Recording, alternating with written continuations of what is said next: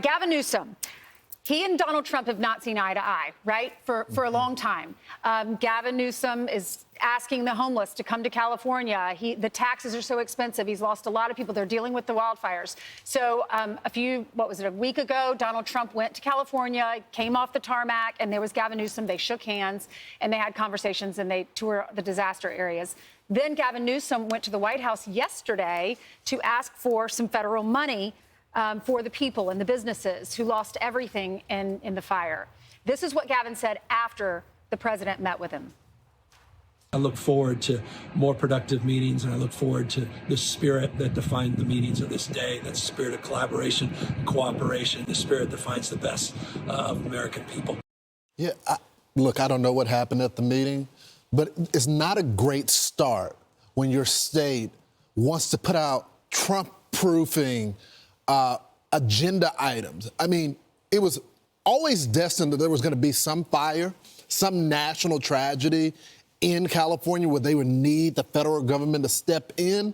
I don't know how you start off a conversation saying, oh, Mr. President, by the way, we Trump-proofed it, but we need your assistance right now. Well, they're not saying it. He goes and meets with a series of attorneys at a cost of $25 million.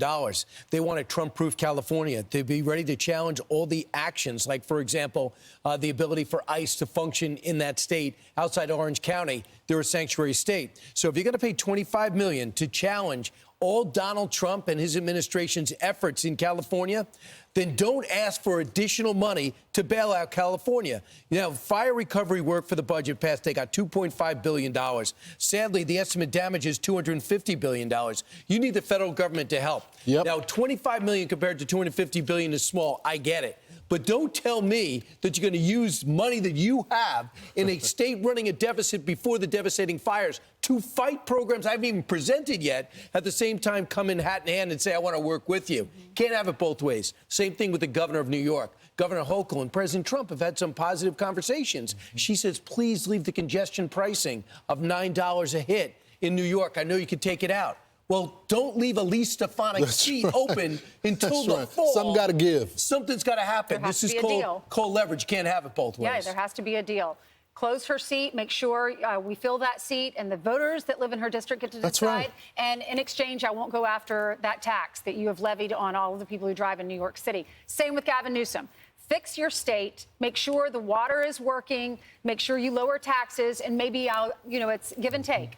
We do want to help the people, though, that lost everything in California. But this is what they're doing in California. This was cut right across party lines. $50 million. All the Democrats, they voted for 25. Oh, I had it wrong. It's $50 million. Well, it was 20. You're right when you said it was $25 million to challenge the actions by Donald Trump and his administration. But in addition to that, another $25 million to defend the migrants facing possible deportation. Well, he can still veto this.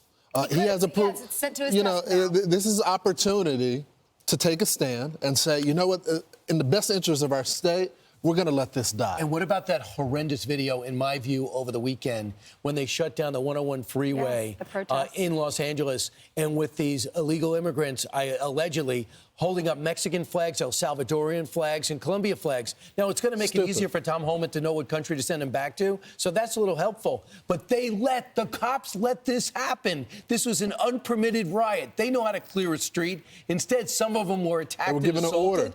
And they were allowed to. So this has got to come up in the conversation. Hey, Gavin, don't let this happen in your state. Don't put $50 million against me in your state. Don't campaign against me in your state and then beg the federal government to bail you out when you didn't do everything possible to minimize the wildfires that are inevitable.